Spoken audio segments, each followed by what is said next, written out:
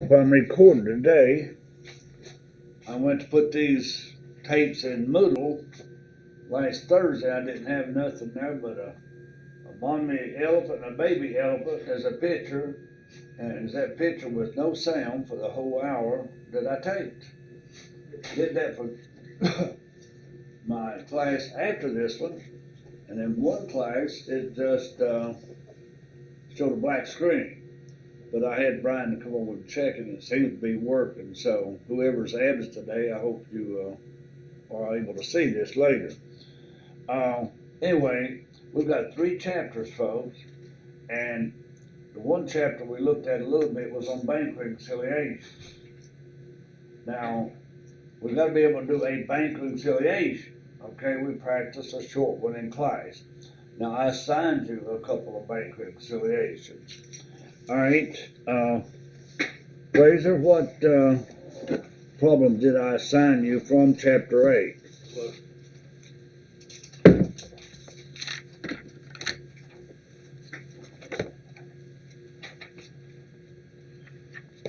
But everybody did decent on the second test, or third test, and there's probably just a couple in danger of failing this class. But anyway, I may have them marked. I'll look at the end of chapter 8.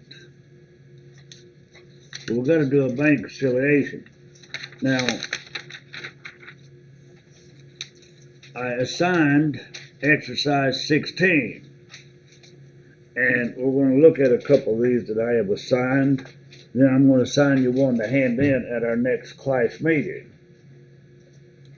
We've got to do a bank reconciliation. All right, let's look at exercise 16. Some of you may have tried to work it. Some of you may not have. Well, look at 16. That's pretty easy, I guess. Exercise 816.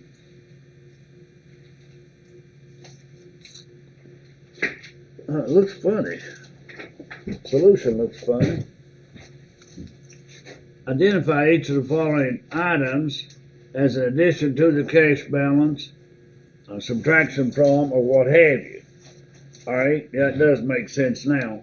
A bank service charge, Fraser, what would you do with that? Would you add or subtract? You'd subtract.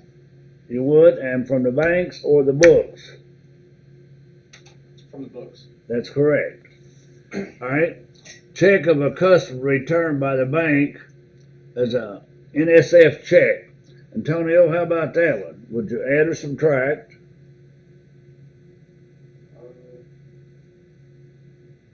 Add. No, you would subtract. You'd subtract that from your checkbook account because that's money you don't have. You deposit it and you don't have it anymore. The check for $320 incorrectly recorded by the company as $230. Okay, now the bank took out $320 out of your account. $230 from that means you made a $90 mistake. And you only took $230 from your books. So you should take $90 more away from the books. A check for $1,100 incorrectly charged by the bank is $110. The bank has only took out $110. They should have took out $1,100. That's probably a $990 mistake.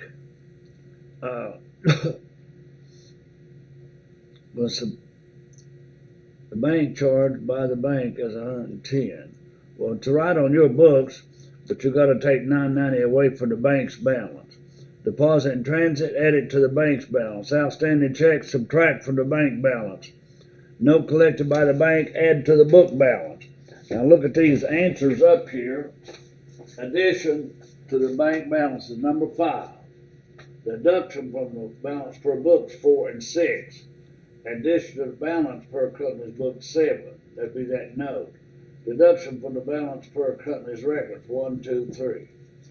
All right. Now you need to look at that little exercise. You'll have that.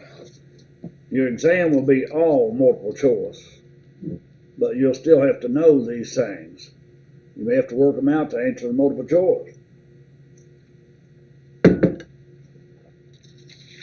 All right, let's look at number 18. A bank reconciliation exercise. Has anybody got number 18 worked? Yeah, part of it. Jacob got part of it. You didn't get stuck on it, did you, Jacob? No, I think I did half of it in class. Yeah, we probably worked on it in class. All right. Now on number 18, we start out cash balance according to the company's records. Cash balance according to the bank records. All right, now we take that 31,350. We would subtract outstanding checks. We'd add a deposit in transit. A check for 170 in payment of account was recorded in the check register as 710. You took out the difference there when you should not have from your books. You need to add that back to your books. A bank debit memo for a service charge. A debit memo is a subtraction from your books. A credit memo is an addition to your books. So prepare a bank reconciliation. So let's look at number 18. Okay, we've got cash balance according to the bank statement. We're going to add deposit and transit, deduct outstanding checks. This is as simple as you get. Then we got a cash balance according to the company's records. We add an error and record check 710. We add that back to the books and we deduct the bank service charge. Add, that should be a plus and this should be a minus. Now I wish they'd put those in front of it or put them in separate columns. Now here we'd have to make journal entries. For anything on the books, we make journal entries. Here, we'd have to debit cash and credit accounts payable, whatever account we put it in. All right? Deduct bank service charge. We'd have to credit cash and we'd have to debit miscellaneous expense or service charge expense. So that's an easy little bank reconciliation. That's the biggest thing in this chapter is a bank reconciliation.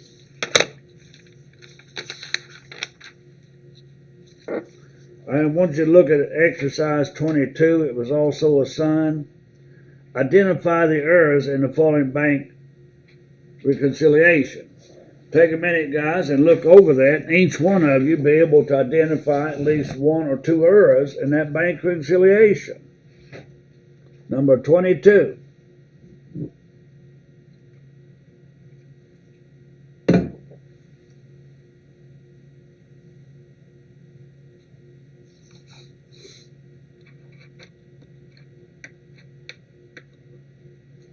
Fraser, is your buddy not making it today? No. Anthony, is Marcus or any of these guys your buddy? I don't know if they're gonna make it or not, though. Yeah. Jacob, your buddy's back there, Hatfield and RJ and Jeffries, and I would have thought though Cooper would have been here by now. Everybody's taking a break. 4 days wasn't enough, I guess. Okay, take a minute and look at that.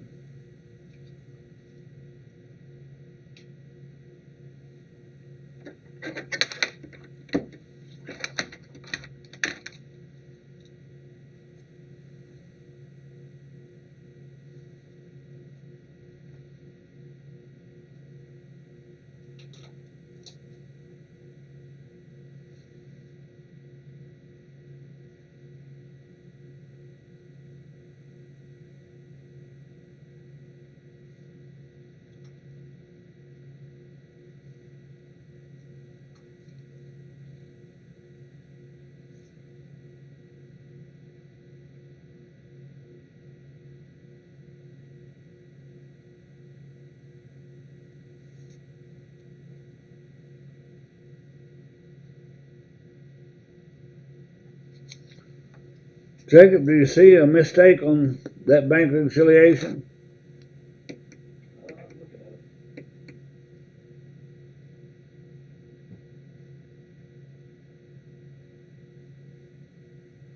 Fraser, have you found a mistake yet? Yeah, beside check number 1113, the total balance is to the right of it instead of below it. Check number 1113? Mhm. What do you mean the balance? Well, the 3005 that's to the right of it, that's what it is when you add all of them up. Right. I figured that should be below it instead of beside it. Well, yeah, that'd have been okay, but look at the big picture though. Do you add outstanding checks to your bank account? That's supposed to be 13,180.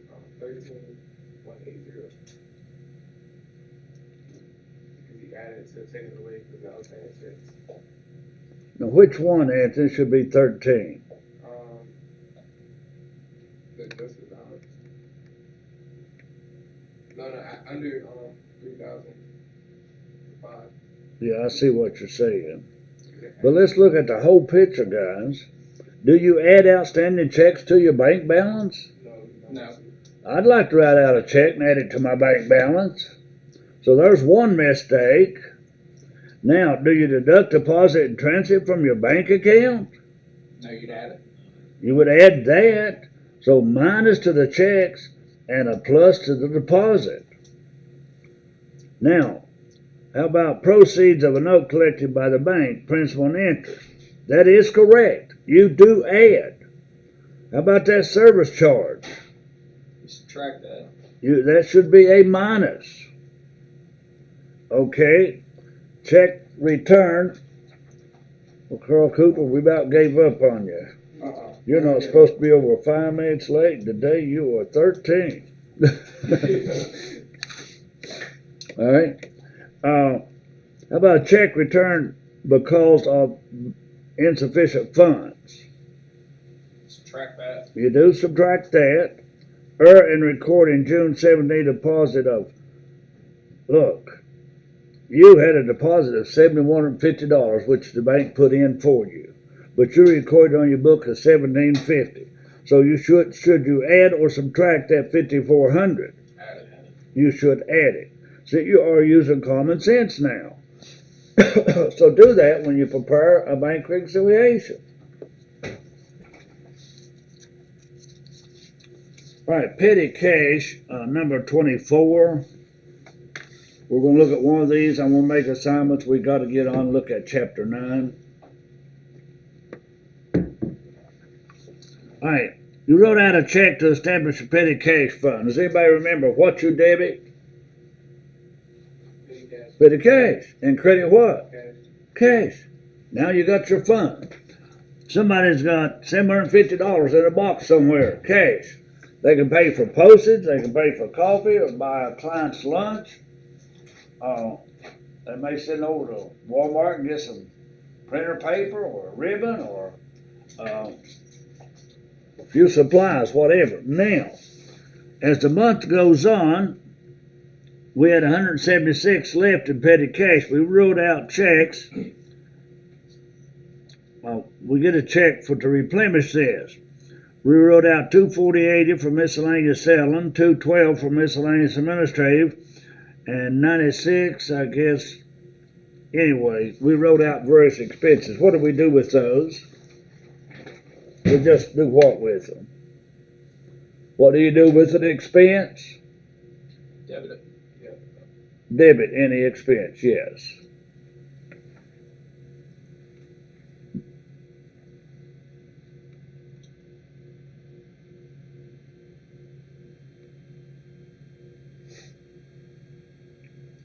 All right, now, one thing we didn't do, when we established a fund, we debit all supplies, we debit the miscellaneous selling, the miscellaneous, now we'd have to add that up, subtract it from $750, and see if we have that much money left. Well, we didn't. We were 18 short, weren't we? So we debit cash over and short. That's all there is to petty cash. That's all there is to it. Now, I'm a little more serious about bank reconciliations. Now, I want you to turn in problem 3A on Thursday. Problem 3A on page 431. If you're live streaming, please email that to me. That's a bank reconciliation. 3A and 4A. I want you to do 2 bank reconciliations. They're not that long, fellas. You can do each one of them in 10 or 15 minutes. So give accounting just a little bit of your time between now and Thursday. I'd hate to ask how many of you spent 2 hours in accounting over the weekend. I would get answers. I'd get honest answers, but not the answers I'd like to hear. All right. So we have finished today. What we're doing today was chapter 8. Now we're going to start chapter 9, which is another whole ball game. Chapter 9 is notes and interest. Now I don't believe we've looked at chapter 9 at all, have we? No. All right. I think I rushed through it on night class, and that's the one I posted my night class for my day class since my day class didn't take.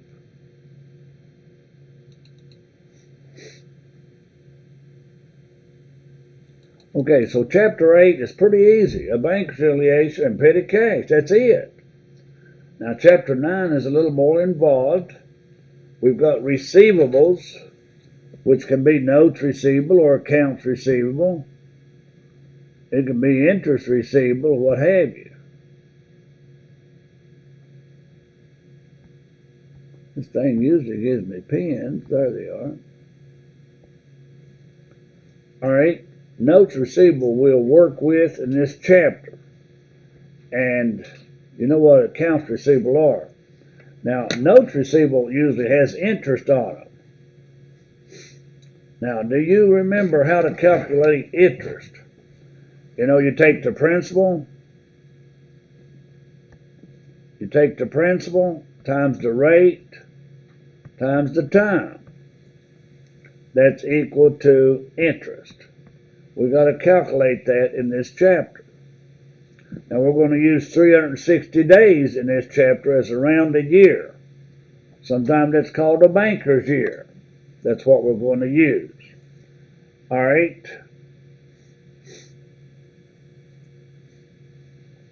Now you may collect your accounts receivable, but if these people can't pay, they may give you a note. Or you may loan a customer money and it's notes receivable. Or you may take a notes receivable and tip his accounts receivable. What if you were selling heavy equipment? What if you sold a $200,000 piece of equipment? You don't debit accounts receivable. You debit notes receivable and let that company pay you interest.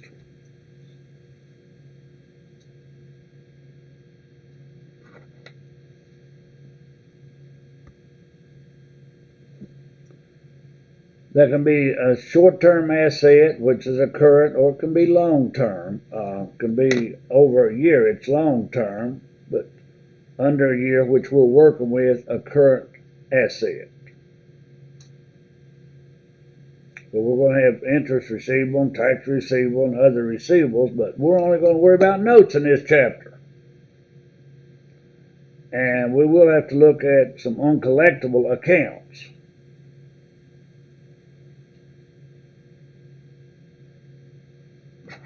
We're going to look at bad debts.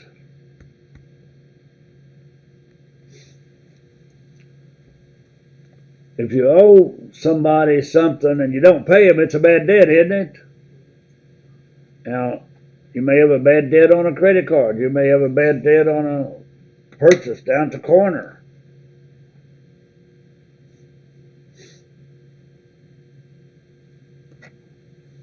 There's all kinds of reasons not to collect the debt. If you can't find that customer, if you know the customer's filed for bankruptcy, the customer's closed his business out, you can't locate him. Now, some customers try to deliberately cheat a store, a business. When you order something from eBay or Amazon, how careful are they about not having bad debts?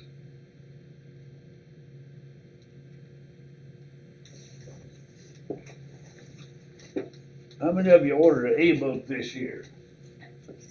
How'd you pay for that? Right. Debit card. A debit card, they can check right away if you got the money, can't you? Not gonna be a bad debt then. If you give them a credit card, you know, if you don't pay the credit card company, it's a bad debt. Okay? Um,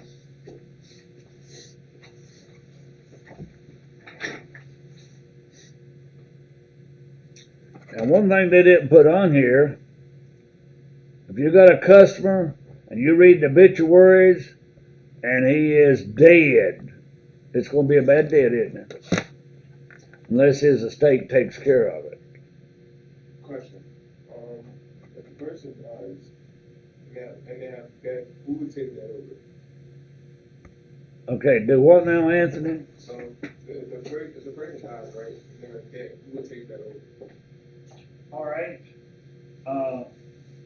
if he has a wife, she may be jointly responsible, or if she has a husband, he may be responsible.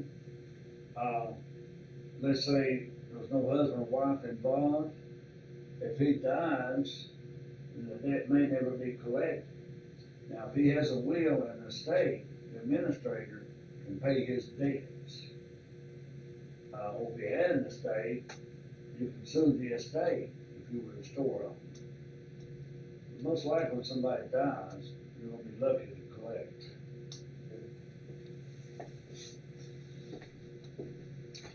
But a lot of people, when they die, they want their debts paid.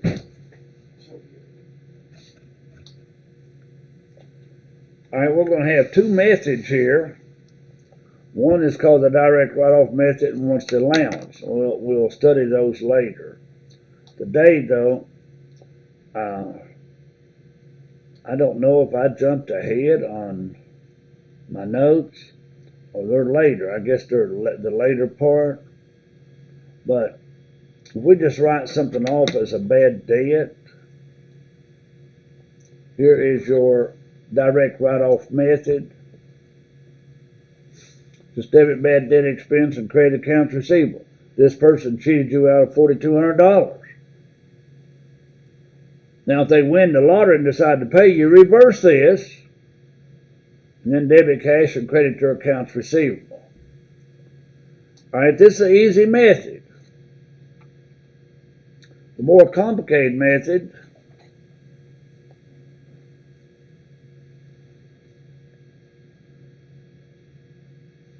here's what I said. If they win the lottery and decide to pay you, reverse that.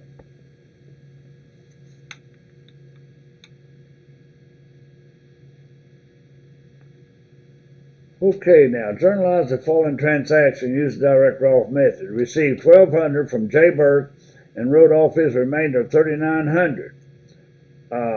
We just debit cash for $1,200, bad debt expense for $39, and credit accounts receivable for the whole shebang.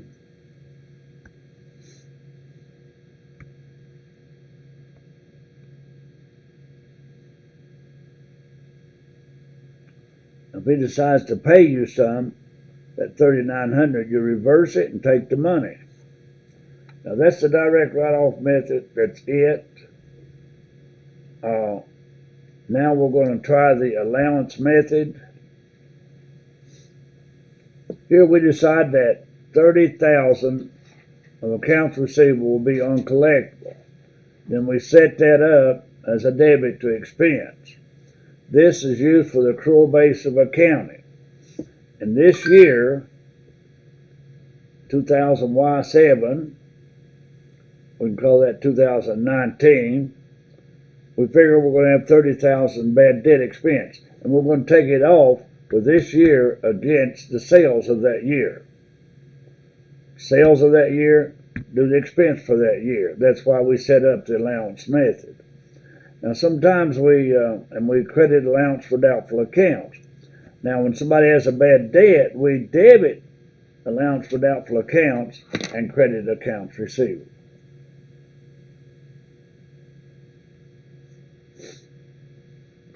Such as right here. We debit allowance for doubtful accounts and credit accounts receivable.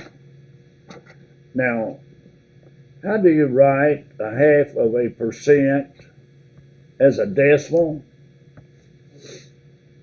How do you write 0.5% as a decimal? 0.005. That's correct. Now we may have 0.5% of sales. Sales may be $1 million. So what's 0.5% of $1 million? 5,000, 50,000, 500,000. Pick one of those three numbers. 5,000. Probably 5,000, wouldn't it? So we would debit allowance for doubtful accounts 5,000. Debit bad debt expense and credit the allowance. That's percent of sales.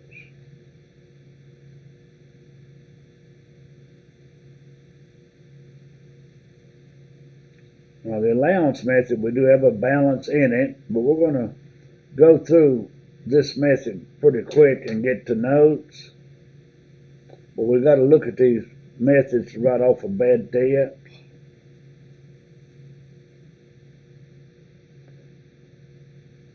I jumped ahead on the percent of sales. Now how would you write 3/4%, 3/4% as a decimal? 0.0075.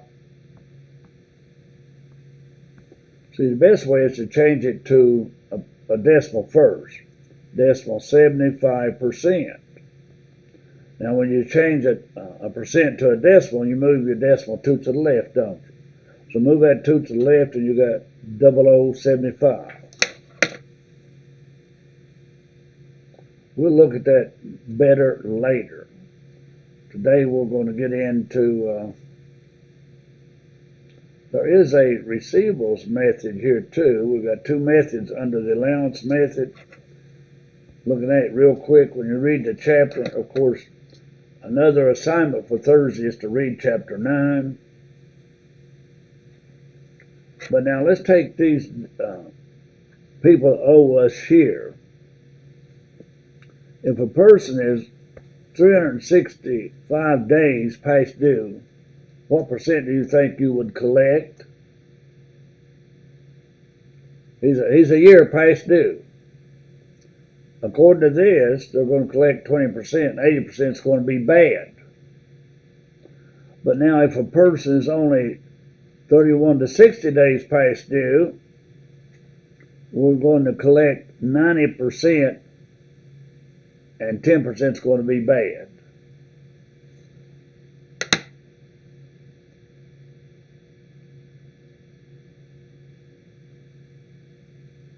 We set up that account the same as, but I'm trying to get over to, you need to compare the methods. This page in the book, we'll do this in a problem. Bad debt expense, we set it up, create accounts receivable, direct write-off method. Through the allowance method, we did an allowance for doubtful accounts and create accounts receivable. Now here, somebody decided to pay you $22.50 and they can't pay the $32.50, you write off as a bad debt. But over here, the allowance account. Now if they decide to pay you, you debit accounts receivable and credit bad debt expense, and over here you credit allowance, and you take your cash, same entry. So study those two sets of entries on that page in the book.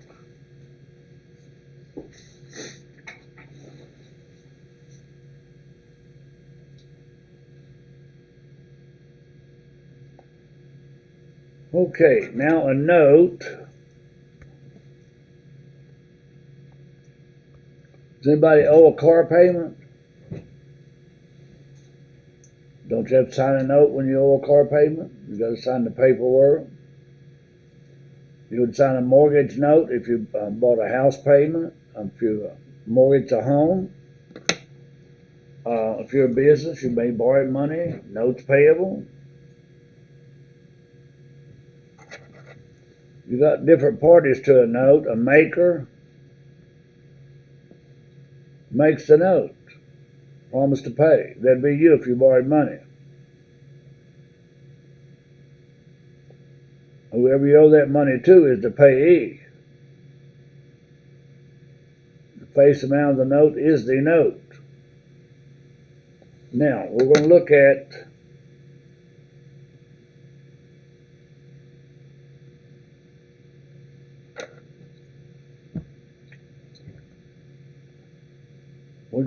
at different days. What day is this note dated? All right, and it's how many days note? Due on June the 14th, $2,000. Okay, days March the 16th. How many days were left in March? 15, April, May, June. And if I add those up, that's a 90-day note. Okay, it's a 90-day note. Okay, now find the interest on that note. What rate does it charge? Do you see the rate?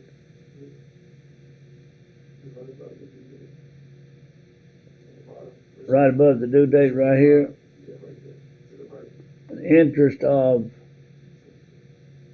okay, so take that $2,000 note times 10% interest times 90 days and do what I asked you to do. Principal times the rate times the time is equal to interest.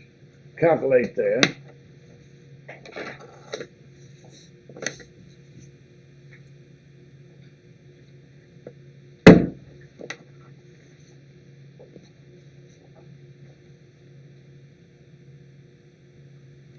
Okay, what's your interest on it?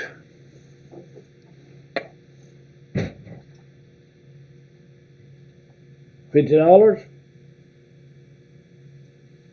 Can you calculate principal times the rate times the time? Fraser, have you got $50? No. Anybody? I may be wrong. But when you multiply, do you multiply it by 90 days? Okay, good question. Because that's jacking it way up. All right, good question. That's what's probably bothering you. The principal is $2,000, right? Yep. The rate is 10%. We know that's $200. 90 days you have to put over $360, which is really 1/4. 1/4 of $200 is $50. Got it? All right. Now we're going to practice some.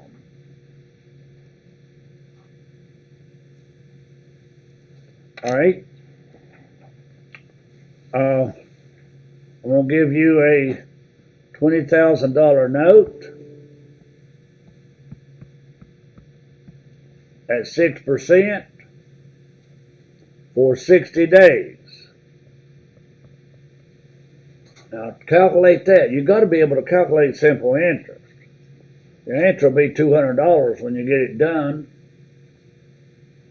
I'm faster than your calculators.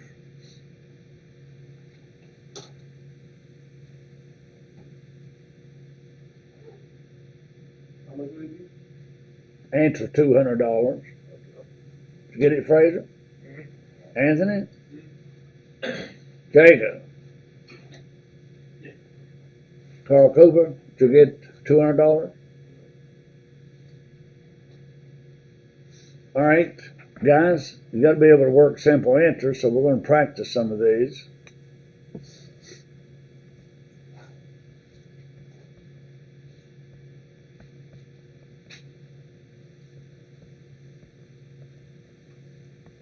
Work that one out. That's $15,000, 12% interest, 120 days. Your interest will be $600.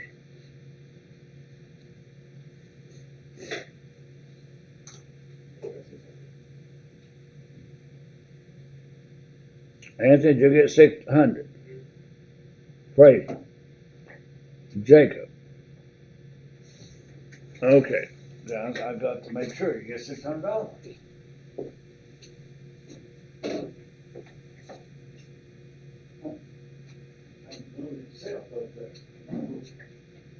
That's not it, Carl. This figure, you get 600.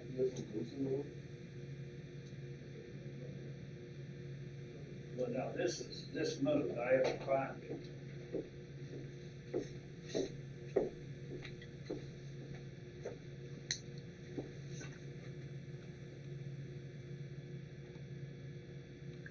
I don't know why it moved, but it did.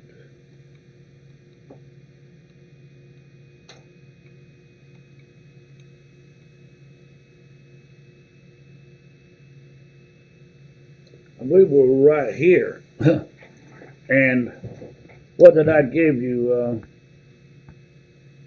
I gave you $15,000 at 12% interest for 120 days. Now everybody's getting $600. Jacob, you got 600? Carl, 600? Anthony, you sold these guys over here how to get 600. Yeah, go show them how to get 600. Jacob, have you got it?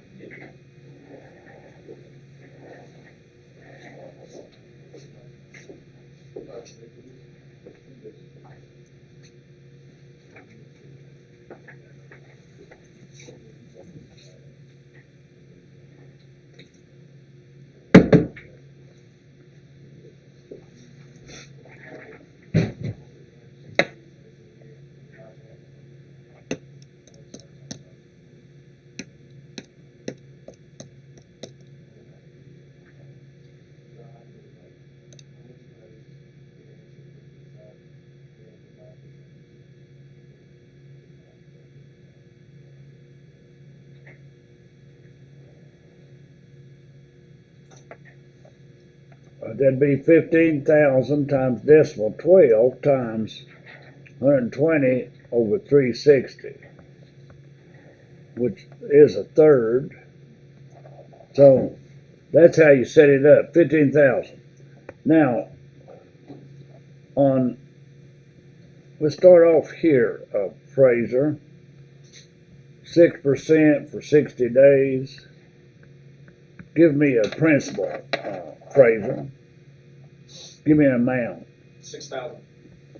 All right, you're going to work that, and you're going to find that your answer is $60. Go ahead and work it and see if it's $60.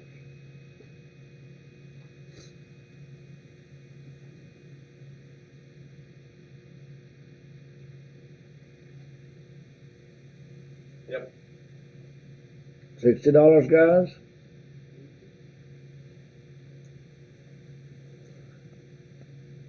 All right, Anthony, at 12% for 60 days, give me a principal. How much money you want to borrow?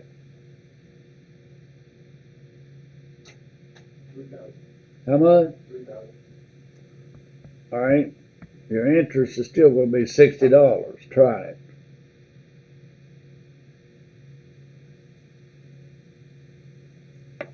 Jacob, give me a number.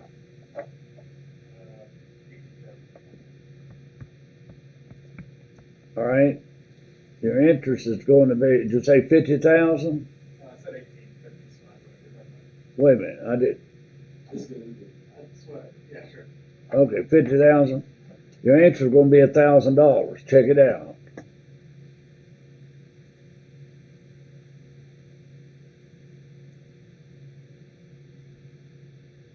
Fellas, the brain can be faster than your calculators.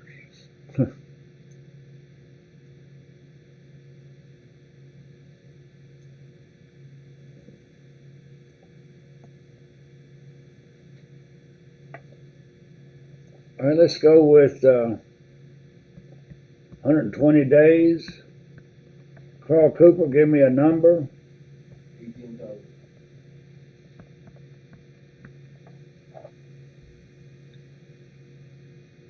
The answer's gonna be $360.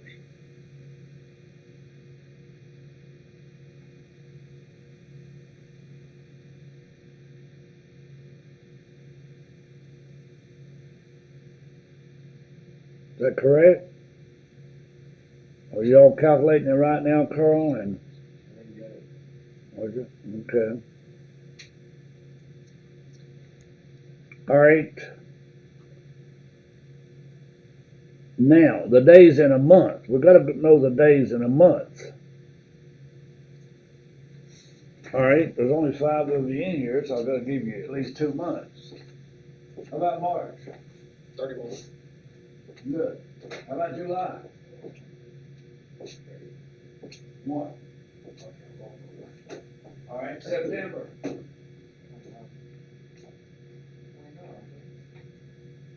September? 30. 30. December, Carl. 31. Right. Everybody know that, Joe. That's something. Everybody know How'd that you know one. that one? How about November, Jacob? 30, correct. All right. Later, how about February? 28. Yeah, unless it's leap year, it gives it 29. Okay. Have you ever heard the jingle about the days of the month? 30 days have September, April, June, and November. All the rest have 31, except February alone. And leap year gives it 29. You can find something to make it run. Have you ever seen the knuckle method? All right, Fraser, explain to them the knuckle method. The tops of your knuckles are the 31 months, and in between is the February and the 30s. So it's like January 31, February 28, March 31, April 30, May 31, June 30, July 31. Skip over another knuckle, August has 31. Okay. Run that by to me. Nothing to the knuckle. Okay, so we gotta know the days in the month. Okay, now, what is today? November what? 19th. 11/19/19. Now we have a 90-day note.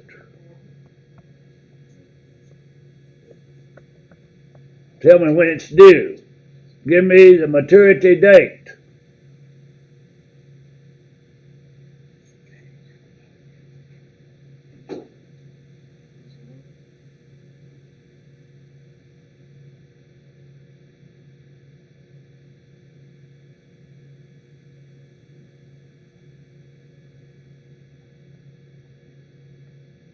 What day in January, February, or March will that note be due? All right, let's see. There are 11 days, there's 11 days left in November. There's 31 in December. There's 31 in January. Hey, lady. Hello. All right. Now that would be 73 days, wouldn't it? And what day did you say? It's the 17th. I need 17 days. So, excuse me just a minute. You want to start the test now? Yeah, don't matter. It's up to you, dear. We want to wait the rest of the class. I need to get Um, the last video tape didn't work. Now, have you got a half page note? yeah, I have some problem. You got a book? Won't you take my book and I have to take another? Thank you. How's it going?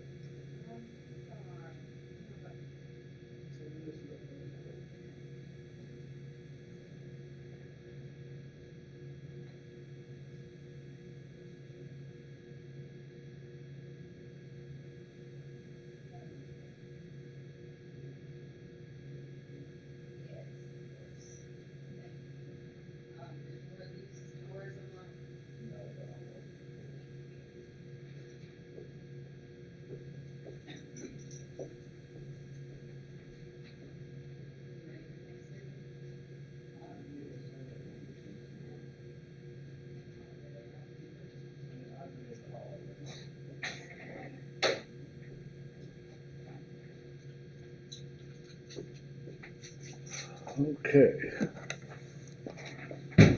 February 17th, right? Yep. Well, we'll try another one. Okay, let's say a note is dated on December the 2nd, and it's a 120-day note. Tell me when it's due. 120 days from December the 2nd, assuming it's not leap year.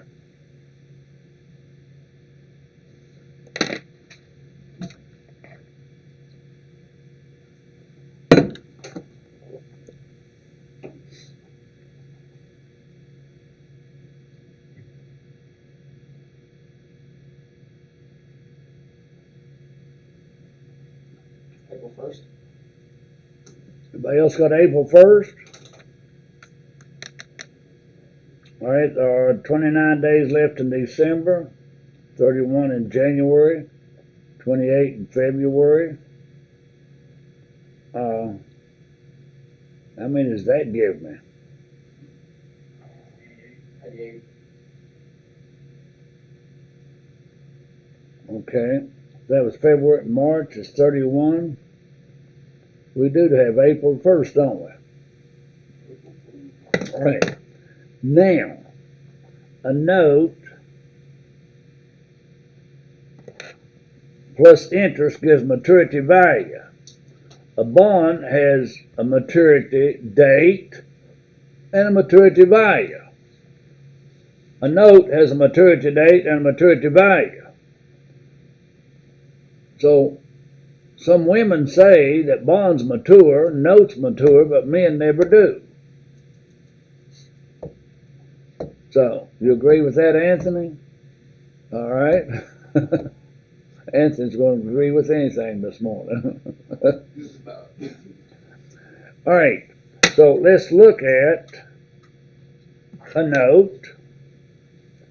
The face value is $10,000 with interest of 6% for 60 days. Now calculate the interest on that note and you'll find $100. So the face of the note is equal to 10,000. The interest on the note is equal to 100. So the maturity value of that note is 10,100. That makes sense now? Now the maturity date of that note would be 60 days from the day if the note's dated today. Today you said was the 19th, right? All right.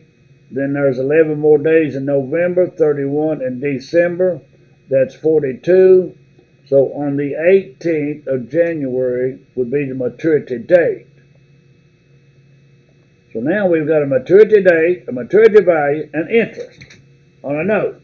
Need for you to know all those things about a note. That's what chapter 9 is about. And bad debts. Notes and bad debts.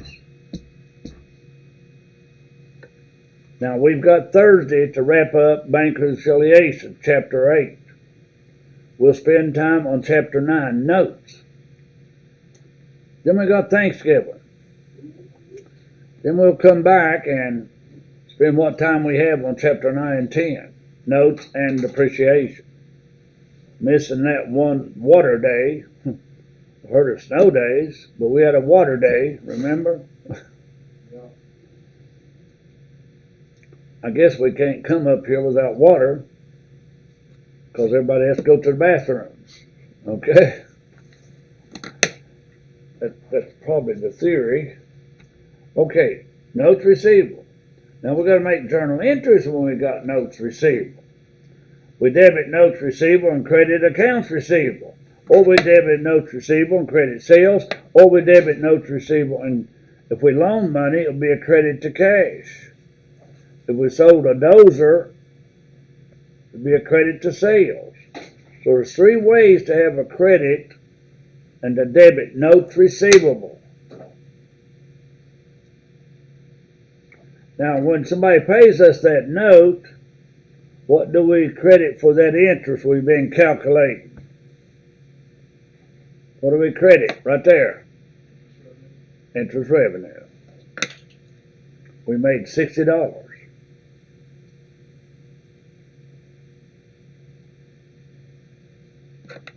Now, if it's dishonored, that means somebody's not going to pay us, right?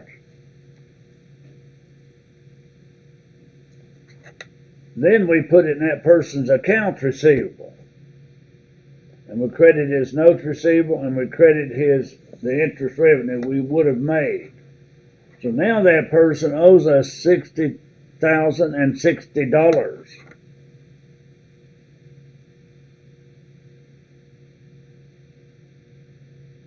You may have to make an adjusted entry for accrued interest.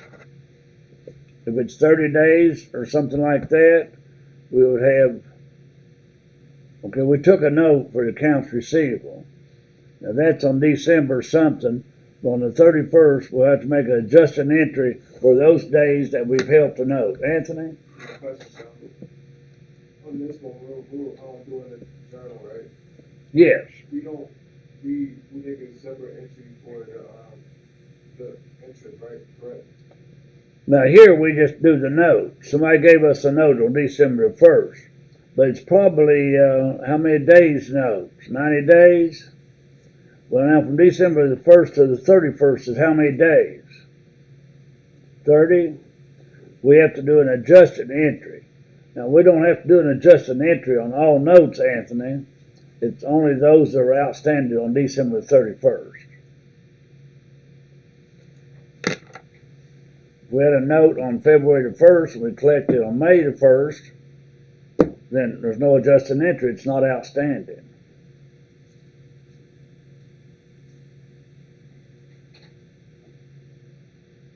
Here's collect the money for that note.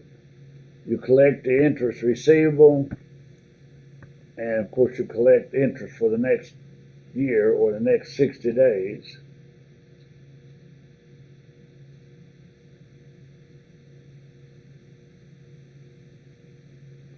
Now we've got accounts receivable turnover. Now how do we get an average here? How do we get an average? Beginning plus ending divided by 2 gives you an average, don't it? So take your average accounts receivable, divide it into sales.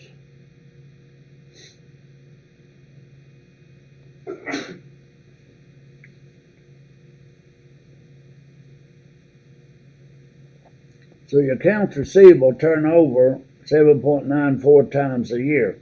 Now divide 7.94 into 365.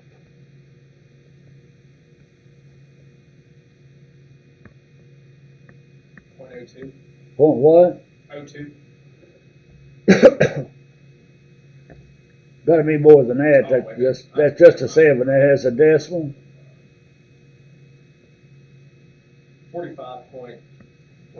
46. Takes you that many days to collect. 45. Now over here, divide by 8.65.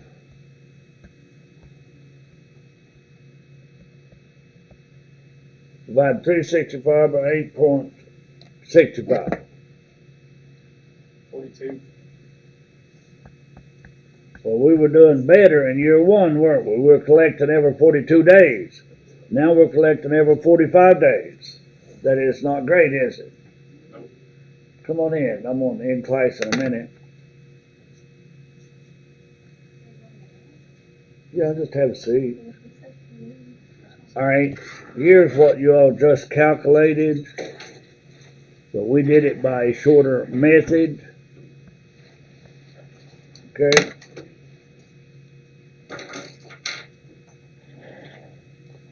Okay, guys, that's the chapter. Bad debts, 1. Notes, 2. Accounts receivable turnover, 3. If we can learn those 3 concepts and a whole lot of stuff about them, we got made for this chapter. So read the chapter, do your assignments on chapter 8. Try to be in attendance Thursday, so you get a week off after that. And I'll see you Thursday. Carl Cooper's gonna be on time, but he still beats, is it Jeffrey or? Yeah. Or is that Jeffrey? Carl Cooper is 15 minutes late, but he still beats Jeffrey by 10 minutes. That's what you trying to say right there. That means Jeffrey must be 25 minutes late. I had some difficulties this morning.